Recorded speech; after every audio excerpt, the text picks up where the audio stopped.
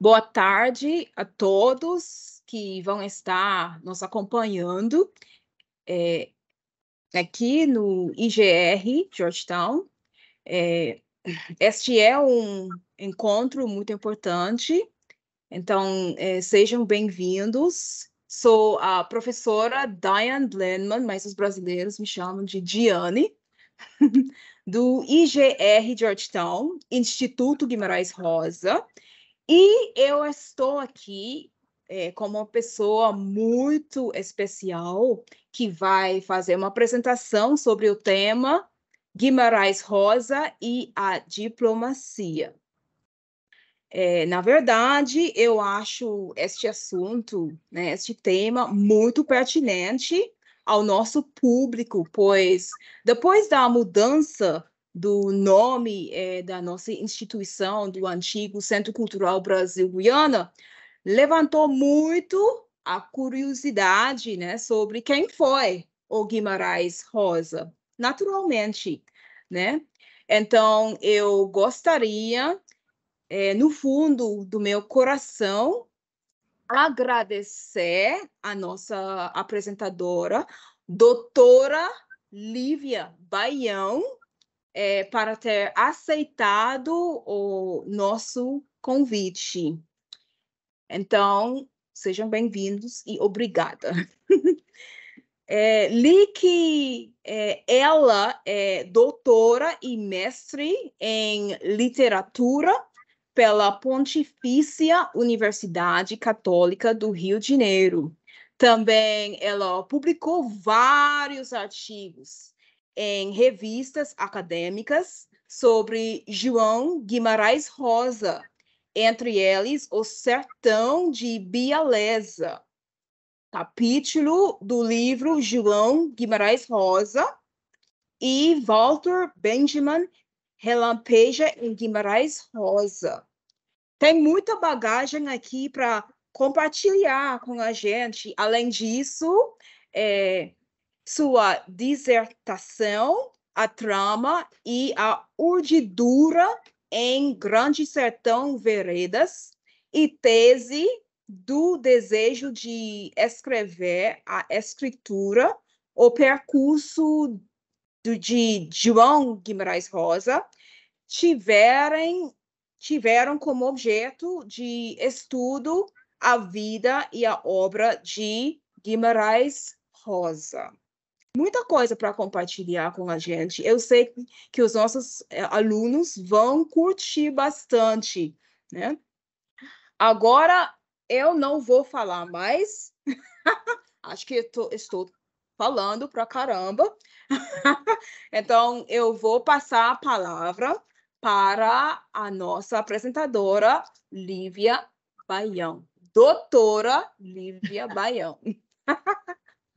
Nossa, Daiane, que apresentação maravilhosa. Eu que agradeço a oportunidade. Para mim é um enorme prazer falar sobre o Guimarães Rosa. Então, vou começar dizendo que eu sou completamente apaixonada por esse escritor. Acho que ele é um dos maiores escritores da literatura mundial, brasileira, com certeza, e mundial. Uhum. E acho que foi uma grande homenagem, né, a esse nome do Instituto Guimarães Rosa, que agora realmente acho que é uma forma de tornar mais conhecida a história do Guimarães Rosa, porque é muito pouco conhecida. Temos outros escritores brasileiros, né, tipo Clarice Lispector, que têm suas vidas muito mais faladas, suas obras mais lidas, né? E por que isso? Por que o Guimarães Rosa é tão pouco conhecido? Primeiro, as pessoas acham que a literatura dele é um pouco difícil. Uhum.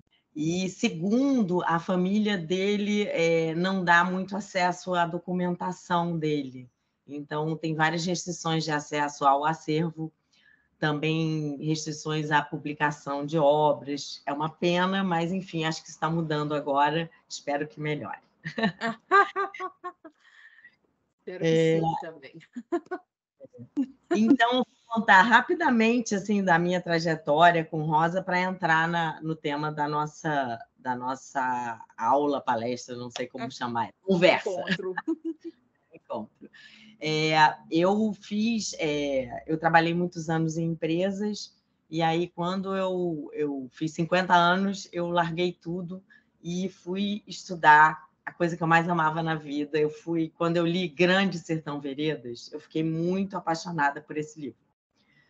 E aí eu resolvi largar tudo para estudar o Guimarães Rosa e essa obra Grande Sertão Veredas, que me emocionou demais. Então, eu não sei se alguém já leu. É um livro difícil, mas vale muito a pena. E aí a minha dissertação, então, eu fui fazer o mestrado na PUC, e a minha dissertação foi sobre o Grande Sertão Veredas, o tempo e a memória no Grande Sertão Veredas, e eu emendei no doutorado porque eu comecei a pesquisar o acervo do Guimarães Rosa, que fica na Universidade de São Paulo, numa instituição chamada Instituto de Estudos Brasileiros, e lá encontrei cartas interessantíssimas e comecei a conhecer o homem por trás da obra, né? E foi super interessante porque eu tinha o Guimarães Rosa como um ídolo, né? Eu idealizava aquele ser humano, aquele gênio, e descobri que era um ser humano, né? Como nós, tem defeitos, tem vaidades, tem... E aí foi interessante esse lado que tem na minha tese, que é exatamente um pouco a relação entre a vida e a obra do Guimarães Rosa. Mas aí a gente vem aqui hoje falar um pouquinho sobre a relação dele com a diplomacia, né? E eu não vou deixar de falar da vida toda dele, fazer um resumo, porque eu acho que é importante. Então, o Guimarães Rosa ele nasceu rapidamente em 1908, numa cidade muito pequenininha do Brasil, do estado de Minas Gerais, chamada Cordisburgo, que quer dizer, em português, cidade-burgo, Cordes, coração, cidade do coração. E então ele nasceu nessa cidadezinha, que é no meio do sertão mineiro, mas ele foi muito novo também para Belo Horizonte, que é a capital do estado de Minas. Ele foi morar numa cidade muito óbvia. Enfim, depois eu vou falar mais da vida dele, mas ele estudou em Belo Horizonte, ele se formou em medicina, ele é médico, formado em medicina, começou a atender clientes no sertão, ele ia a cavalo atender os clientes, ele era chamado, né, era aquele tipo médico de família, e ele cobrava as consultas de acordo com a distância da casa do cliente em relação à casa dele. Mas ele estava infeliz. Ele escreve cartas na década de 30 para alguns amigos dele e conversa dizendo que ele não está feliz com aquele que é muito árido, que ele não se sente realizado fazendo a medicina. Ele também fica muito sensibilizado quando morre um paciente dele. Ele não lida bem com a morte de pacientes dele. E aí... Então, um amigo dele, sabendo disso, que é o Geraldo França de Lima, diz para ele assim: olha, eu soube que... importantíssimo, ele falava muitas línguas mesmo. Francês, italiano, latim, né? Nessa época ele falava, se eu não me engano, 9 línguas. E ele era muito culto também, E aí esse amigo dele, conhecendo a cultura e como ele tinha facilidade com línguas, disse para ele: olha, está acontecendo um concurso no Itamaraty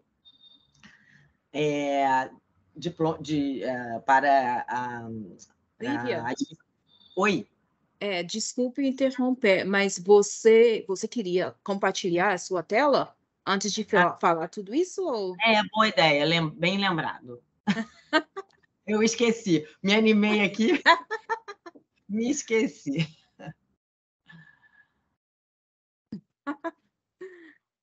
Que você estava falando tanta coisa maravilhosa sobre ele, né? Que também eu queria ser diplomata, né? Um dia eu falo também algumas línguas, né? Francês, pouco de português, um pouco de espanhol, né? Então, este assunto me toca, né? Que Bem bom, interessante. né? Então, você tem que perseguir esse sonho. Então. Então, dá para ver a apresentação? Sim, dá para ver agora. Então, está ótimo. Então, voltando, sim, é exatamente o slide que era isso, sobre o que eu estava falando. Então, é exatamente essa carta que ele escreve ao Pedro Barbosa, que ele se diz decepcionado com a realidade da medicina. Então, o Pedro, eu falei Geraldo, né? Me enganei, o amigo é porque ele tem esse amigo Geraldo, que também é de lá de Barbacena. Aí ele fala para o Rosa fazer esse concurso, o Rosa se inscreve, estuda muito, vem para o Rio e se prepara.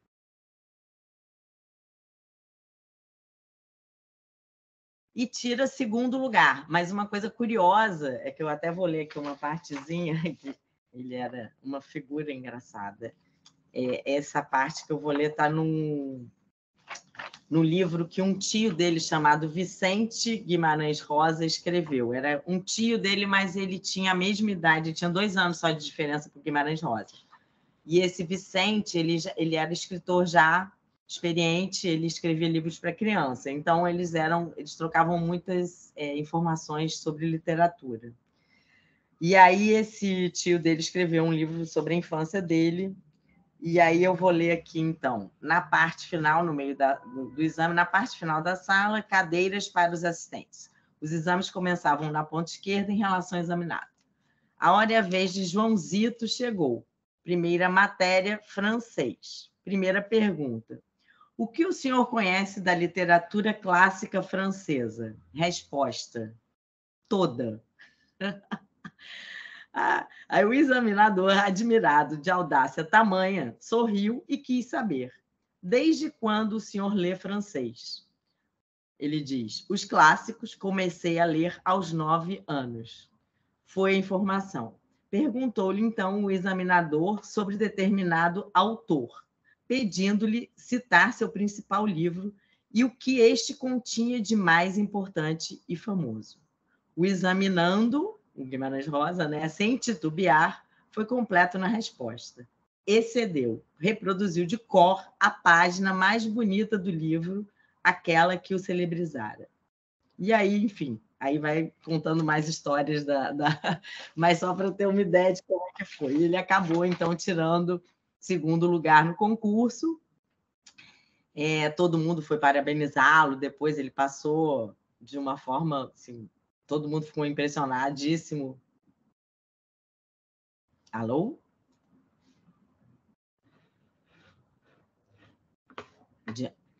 Diane? Ih, caiu. Caiu. Diane? Eu acho que a Diane caiu, gente.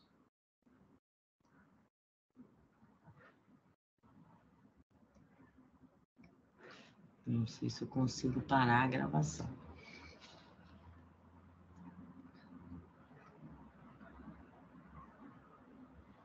Você caiu? Sim, caiu. Ai.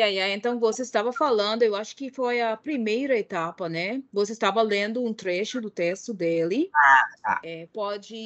Quando caiu aqui, não sei se foi aqui ou lá, mas tá bom. Então, pode retomar essa parte. Retomo essa parte, né? Sim. Então, a hora e a vez de Joãozito chegou. Primeira matéria, francês. Primeira pergunta. O que o senhor conhece da literatura clássica francesa? Resposta. Toda. O examinador, admirado de audácia tamanha, sorriu e quis saber. Desde quando o senhor lê francês? Ele responde. Os clássicos comecei a ler aos 9 anos. Foi a informação. Perguntou-lhe, então, o examinador sobre determinado autor, pedindo-lhe citar seu principal livro e o que este continha de mais importante e famoso. O examinando, o Guimarães Rosa, sem titubear, foi completo na resposta. Excedeu. reproduziu de cor a página mais bonita do livro, aquela que o celebrizara. E aí, então, ele não era humilde, né, Daiane? Bem confiante, né? Bem confiante. Mas, enfim, ele passou efetivamente em... Ainda está dando para ver a apresentação? Ainda, dá para ver. Pode continuar. Então, ele passou em segundo lugar e foi nomeado cônsul de terceira classe e lotado no serviço de passaporte. E aí ele diz que pensa que encontrou a verdadeira vocação dele na diplomacia. Então, foi assim que ele se tornou diplomata e deixou de ser médico. Legal. E ele fala da diplomacia com muito carinho a vida toda, né? E, enfim, ele morreu em 67, morreu aos 59 anos, e ele dizia, em uma entrevista que ele deu para o Gunther Lorenz, é uma entrevista muito conhecida, essa entrevista do Gunther Lorenz, tem na internet, ele disse isso: um diplomata é um sonhador, e por isso pode exercer bem essa profissão. O diplomata acredita que pode remediar o que os políticos arruinaram.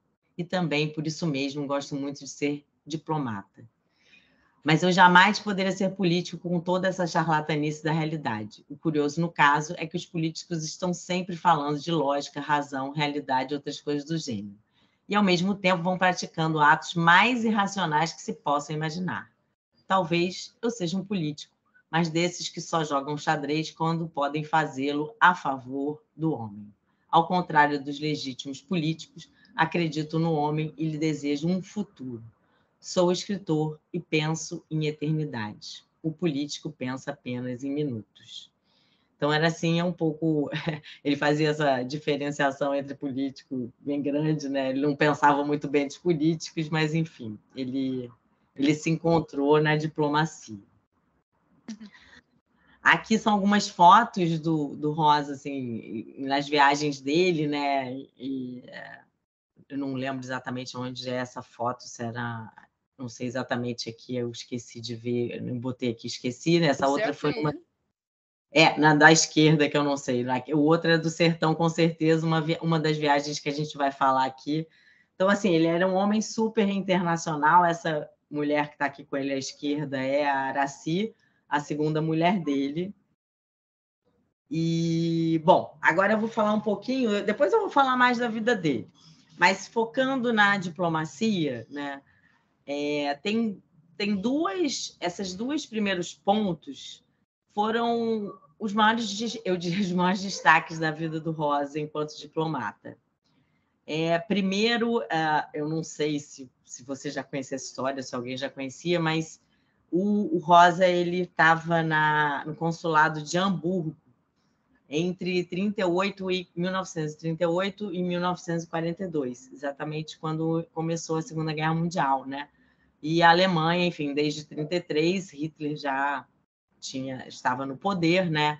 E já havia começado o antissemitismo, toda a questão contra o povo judeu, né? Já estava acontecendo desde 1933, mas é claro que 1938, 1939, essa situação foi se agravando, e durante a guerra, né? A gente sabe tudo que aconteceu, todas as atrocidades.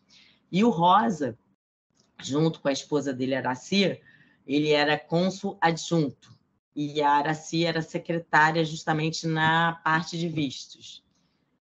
Vou contar um pouco do contexto para vocês entenderem o que aconteceu. O nosso governo no Brasil, vou falar disso um pouquinho de novo depois, era o Getúlio Vargas, o presidente do Brasil.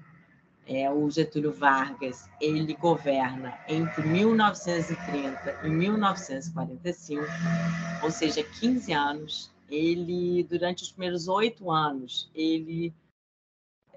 o governo foi relativamente democrático. Em 1938, ele institui o Estado Novo, ele impõe várias medidas que restringem a democracia, ele censura, controle da imprensa, uma série de questões. E quando a guerra acontece, ele inicialmente fica alinhado ao eixo e não aos aliados. Ele está mais próximo à Alemanha, Itália e Japão, né? Que é o eixo, o chamado eixo na Segunda Guerra Mundial. E então, quando Guimarães Rosa vai, estava mais alinhado ao eixo, né? E aí o Vargas ele solta um decreto, uma lei, não sei exatamente, alguma legislação, proibindo os consulados e embaixadas de concederem vistos a judeus. E o Guimarães Rosa, apesar dessa proibição, ele emite vários, acho que perto de uma centena de vistos aos judeus em Hamburgo, junto com a esposa dele, Araci. E eu não sei muito bem, tem várias histórias, tem até filmes sobre isso, mas eu não sei o quanto que é verdade, quanto que é mentira, mas enfim, dizem que ela passava, assim, como se o próprio cônsul que assinava os vistos não visse direito o que ele estava assinando, enfim, alguma coisa assim. Eu não sei o que é verdade e o que é mentira, mas o fato é que foram concedidos esses vistos para os judeus durante esses anos. E só que o que aconteceu? Uma história interessante que em 1942 o Brasil, o Getúlio muda de lado e se alinha aos aliados. Então, o que acontece nessa realinhamento do Brasil? Todos os diplomatas que estão na Alemanha são expulsos, assim, devem sair do território alemão. E aí o Rosa ele volta para o Brasil, mas antes dele eles iam ser trocados com prisioneiros de guerra e aí eles só que nessa vinda eles ficam detidos durante 2 meses num hotel em Baden-Baden. Ele, o Cícero Dias, que é um pintor brasileiro famoso, não sei se vocês conhecem, e outras figuras famosas que estavam aguardando a autorização do governo alemão para voltar para o Brasil. Finalmente, em 42, ele chega ao Brasil, enfim, e ele, em seguida, vai para Bogotá. Vou contar um pouquinho mais sobre essa história daqui a um pouco. Mas, enfim, então isso não é um feito oficialmente diplomático, ele estava indo, na verdade, contra, né, a regra estava estabelecida. Ele pensa na humanidade, né, das pessoas, ele pensa nos seres humanos e as suas dificuldades e tenta acertar, né, os problemas. É isso, né?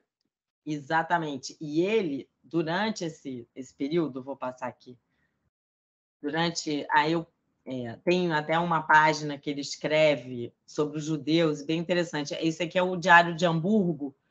Esse diário ele tem uma cópia na UFMG. Ele escreveu durante a estadia dele de Hamburgo. E ele descreve os bombardeios, ele fala como ele fica chocado com o tratamento que é concedido aos judeus, a suástica não, confundi tudo, a estrela de Davi, né, que os judeus tinham que usar no braço para identificar que eles eram judeus, e ele fala que os judeus eram maltratados. Então ele relata nesse diário de Hamburgo várias passagens. Então realmente ele se assim, importava com o que estava acontecendo e ficava chocado sobre como os judeus estavam sendo tratados na época, e realmente ajudou. Então é isso. Esse texto foi desculpe interromper. Eu vi que este texto foi em francês também, o que você apresentou. Bom, aí ele copiava, né? Ele falava todas as línguas, e é do Baudelaire, ele transcreve um prefácio a um livro do Baudelaire, das Flores do Mal, né? E ele transcreve esse prefácio do Théophile Gautier, eu acho. E tem também várias transcrições de, enfim, de Homero, de vários, e é muito legal. Se der tempo no Bem final, interessante. eu mostro outras páginas do diário. Bom, aí, deixa eu ver meu tempo, né? Meu Deus, nem Pode comecei. continuar. Eu estou gostando, eu sei com certeza. Os que estão nos acompanhando estão gostando também. Que bom, que bom. Eu queria que ficasse interessante mesmo, né? Porque, enfim, às vezes a gente fala de questões mais áridas, né?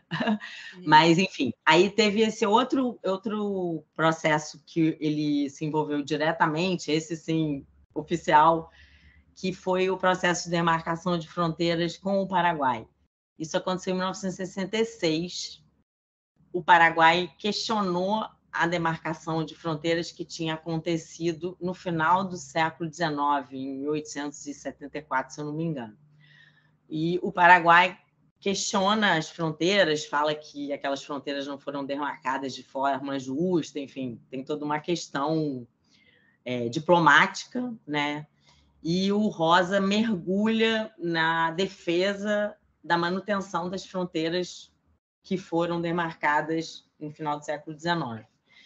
E aí ele diz que ele escreve esse documento, tem num outro livrinho que chama Guimarães Rosa Diplomata, que é da Heloísa Vilhena de Araújo. Então, tem toda a nota que ele escreve, a nota de defesa das fronteiras brasileiras, né? Ele vai falando de cada fronteira, como foi demarcada, por que era justo, enfim, ele faz um documento bastante extenso. E ele fala que ele ficou também, ele passou uns 2 dias sem voltar para casa de tanto trabalhar, que ele ficou exausto, enfim, ele relata o cansaço dele quando ele se envolveu com essa questão. E finalmente ele foi bem sucedido, assim, o Brasil, né, foi bem sucedido, as fronteiras permaneceram como haviam sido delimitadas, e também isso abriu o caminho para o uso conjunto do Rio Paraná e abriu as portas, abriu o caminho, né, para a construção da usina de Itaipu, que eu não sei se vocês conhecem, mas para a gente é muito importante, é uma das maiores usinas hidrelétricas do mundo e responde por um percentual bem significativo da produção de energia que vem para o Brasil.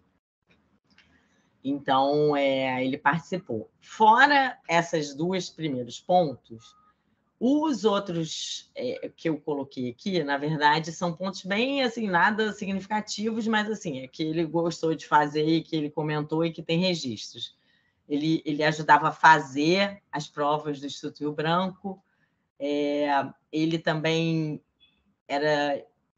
se pedia para ele fazer visitas, né? Por exemplo, durante a Segunda Guerra, ele visita Portugal e Espanha e manda um relato para cá. No pós-guerra, ele visita a França. Ele era muito bom em fazer esses relatos. Ele conhecia muito a situação da Europa, né? Então ele fazia muito. Os relatos dele eram muito bons, então elogiados.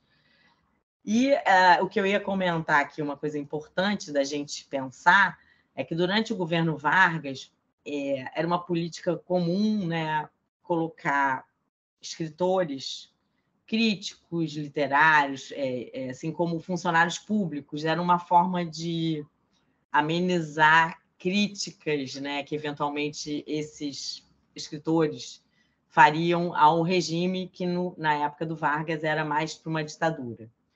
E, enfim, foram vários diplomatas assim, importantes que eram escritores. Um dos mais, além do Rosa, o mais conhecido é o João Cabral de Melo Neto, que também era na mesma época que o Rosa. Ele ficou em Barcelona, enfim. O João Cabral, um poeta muito conhecido, também foi diplomata. O Raul Bopp, José Guilherme Melchior. Então, foram vários escritores diplomatas e, por exemplo, o Drummond não foi diplomata exatamente, mas foi funcionário público durante toda a vida, na verdade, né, o Drummond. Então, o que acontecia, na verdade, é que esses cargos exigiam pouca demanda, né, dos seus, assim, de trabalho. Então, era como se fosse uma licença para criar, que o governo tivesse ajudando os escritores a ter tempo e dar um dinheiro para eles criarem. A exceção desse momento de 66, que ele fez esse trabalho sobre a demarcação de fronteiras, que ele reclamou muito do quanto ele trabalhava, ele escrevia, e, enfim, trabalhava, é claro, não é que ele não trabalhasse, mas ele tinha um relativo, assim, uma relativa flexibilidade em relação aos horários dele de trabalho, né? E a relação da diplomacia e da escrita é uma coisa também muito interessante, que a gente vê que ele passa no concurso do Itamaraty em 34, e em 36 ele escreve poesias e inscreve esse livro de poesias, que se chama Magma. Ninguém conhece esse livro.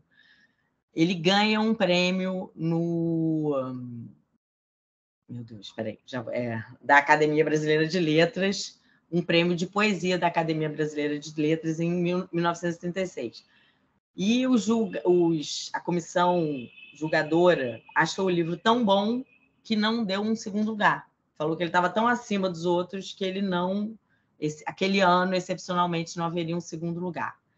Só que o Rosa, ele era muito crítico em relação à prosa dele, à escrita dele. E realmente você lê o livro, as poesias, e não são poesias incríveis, assim, embora ele tenha ganhado em primeiro lugar com essa distância do segundo, mas ele tinha consciência que ele não era tão bom poeta. Ele nunca publicou esse livro em vida, nunca. Ele morreu sem publicar esse livro, e o livro foi publicado, se eu não me engano, em 94, depois que ele já tinha morrido, A Revelia. Ele nunca quis publicar esse livro. Isso. E aí a editora dele resolveu publicar, enfim, a família permitiu. Mas você lendo, você vê que não é nada demais. Ele, como poeta, não era realmente um bom poeta. Nem sou. Então, eu não vou saber. Vou dizer que ele foi o melhor. Não, ele é um bom prosador. A prosa dele é poesia, mas fazendo poesia, realmente. Aí ele começou a escrever o que viria a ser o Sagarana, que foi o primeiro livro publicado do Guimarães Rosa.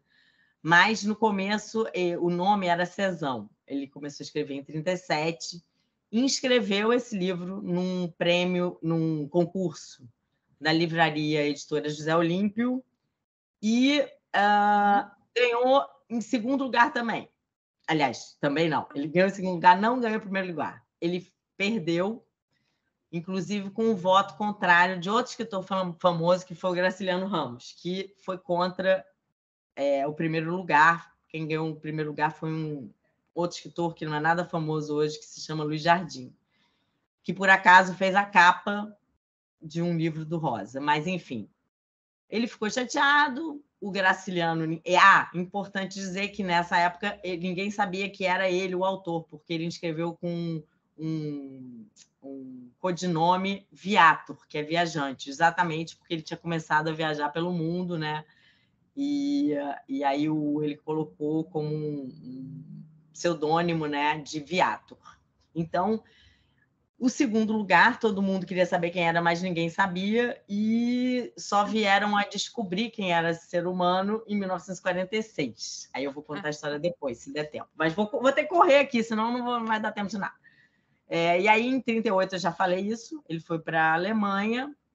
Dessa estadia na Alemanha, além daquele diário que eu mostrei para vocês, tem 6 textos que são nitidamente resultado da experiência dele na Alemanha, o Malmor de Wotan, que fala justamente da perseguição aos judeus, do clima na Alemanha. Tem uma visita que ele faz a uma cartomante, que dizem que era cartomante do Hitler. Então, tem várias histórias ali, se alguém tiver interesse, sobre essa temporada dele na Alemanha. Eu já falei de Baden-Baden.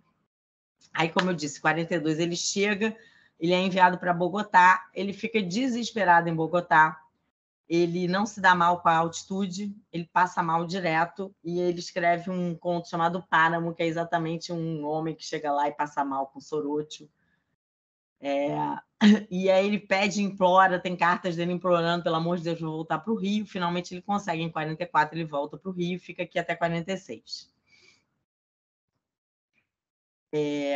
E aí, em 46, ele assume uma chefia de gabinete do João Neves da Fontoura. Aí, como eu falei, né, o Getúlio Vargas, que era esse ditador, mas também fazia... uma figura política muito controvertida, que ele fez muito... Ele era um ditador, mas, ao mesmo tempo, ele empoderou os trabalhadores. Toda a nossa legislação trabalhista foi feita pelo Vargas. Então, ele é um homem interessantíssimo, né? Porque ele tem dois lados, um lado incrível de incentivar a cultura, mas um outro lado horrível, ele prendeu um monte de gente, censura, enfim, é uma pessoa controvertida. Ele saiu da presidência em 1945 e assume o general Dutra, assume o governo, chama o João Neves da Fontoura, que chama o Rosa para ser chefe de gabinete dele. Aí ele também só fica um ano, sai e vai para a França, onde ele fica até 51. E na França, assim, em 46, não posso deixar de dizer, vou falar depois, mas ele lança Sagarana, que é aquele livro que ele ganhou o segundo lugar, né, que ele perdeu no concurso da José Olímpio, e que é o primeiro livro dele lançado e que faz um sucesso estrondoso. É uma estreia incrível, e ele enfim, fica muito, muito famoso por Sagarana já. Aí ele vai para a França, e lá na França também tem diários dele. Imagina-se que ele comece a escrever Grande Sertão Veredas na França, mas ninguém sabe ao certo. Volta para o Brasil, vai trabalhar de novo como chefe de gabinete do João Neves da Fontoura, e aí num outro governo de Getúlio Vargas, porque o Getúlio Vargas volta ao governo entre 50 e 54, 54 ele se suicida. E, enfim, eu vou chegar logo no final, senão não vai dar tempo. De 56 a 67, ele fica como chefe de divisão de fronteiras, e aí fica quieto, que ele consegue escrever Corpo de Baile, Grande Sertão Veredas e os outros livros dele. Aqui à esquerda aqui é uma dedicatória dele ao Getúlio Vargas, né, que, como eu falei, foi presidente do Brasil 2 vezes, e à direita, esse aqui é o Juscelino Kubitschek, que governou o Brasil de 56 a 60, construiu Brasília, e 56 foi exatamente o ano de lançamento dos dois livros mais importantes do Rosa, que são Corpo de Baile e Grande Sertão Veredas. Então, voltando um pouco a Sagarana, né, que foi lançado, como vocês podem ver, ele ficou 10 anos sem lançar nenhum livro, porque ele estava viajando, estava em Paris, e aí ele... não que ele não estava escrevendo, né, mas ele não produziu um livro para ser publicado.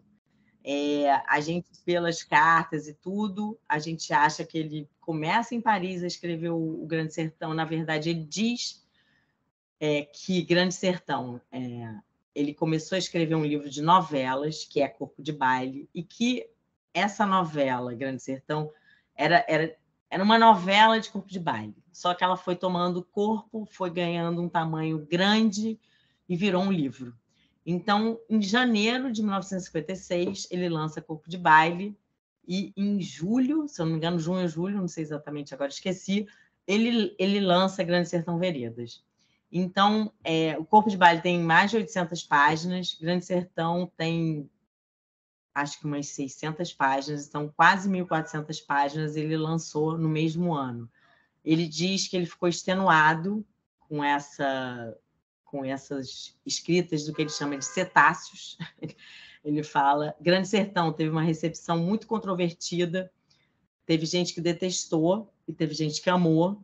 Então, assim, foi muito curioso, né? Hoje em dia é um livro consagrado, mas na época críticos muito famosos disseram que o livro era um horror, que o livro era uma história de sertão, enfim, foi muito criticado. Em 1960, aí ele entre 56 e 62, ele publica em jornais publica no Globo, aqui, que é um jornal importante do Brasil, publica num jornal de médicos que chama Pulso, publica em revistas. E aí, em 62, ele pega alguns contos que ele havia publicado nesses meios de comunicação, escreve mais 5 contos inéditos e publica esse livrinho que chama Primeiras Histórias, que é um livro lindo. Tem 16 contos. O primeiro e o último são sobre o mesmo personagem, um menino que vai visitar Brasília, que está em construção em 56, e o conto do meio chama-se Espelho, justamente espelhando, né, as histórias. No meio está o Espelho, que é um conto metafísico assim, sobre ser ou não ser. É bem interessante. E aí, 5 anos depois, ele escreve Tutameia, que é justamente uma... Na verdade, ele pega todas, mentira. Ele escolhe, acho que umas 30 colunas que ele tinha publicado nesse jornal Pulso, que era para médicos, e publica Tutameia, que é um livro dificílimo de ler. Eu acho que é o livro mais difícil do Rosa. Deixa eu ver aqui.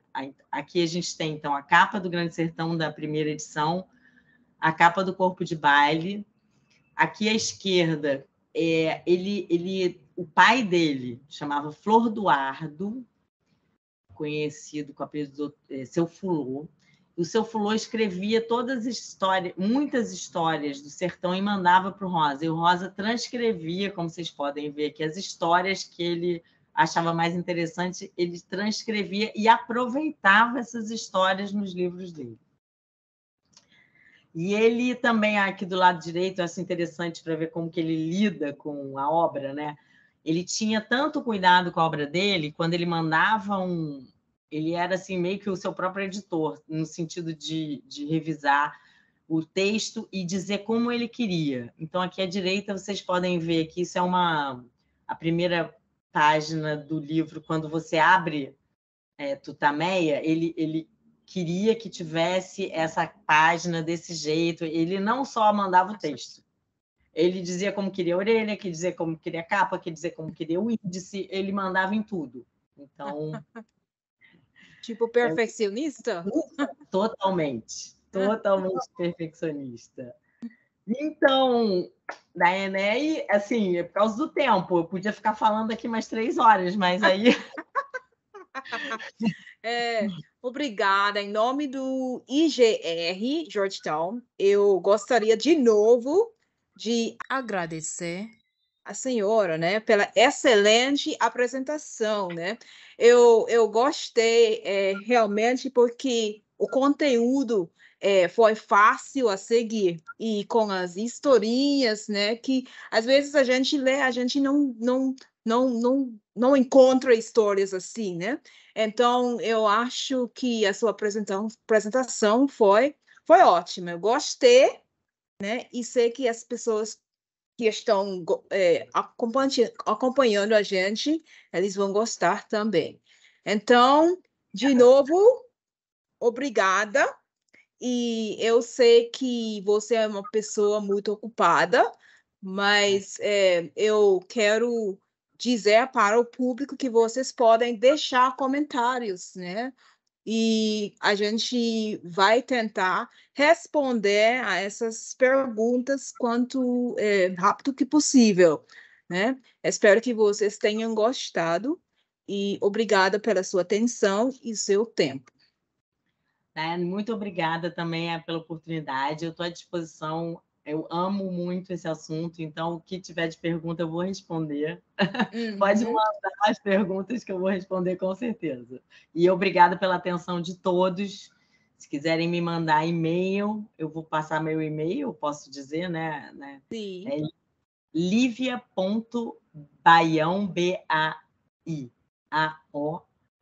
@gmail.com. Então, quem quiser me mandar e-mail, vai ser um prazer também responder. Eu vi que você tem uma grande paixão pelo o nosso Guimarães Rosa. Muito. Você ouviu? Sim, você tem uma grande paixão. Dá para ver. Muito. Então, tchau. Tchau, obrigada. Boa tarde ainda aqui. Boa tarde. Boa tarde, Tá bom, tchau, obrigada. tchau. Tchau, Daiane. Obrigada. Tchau.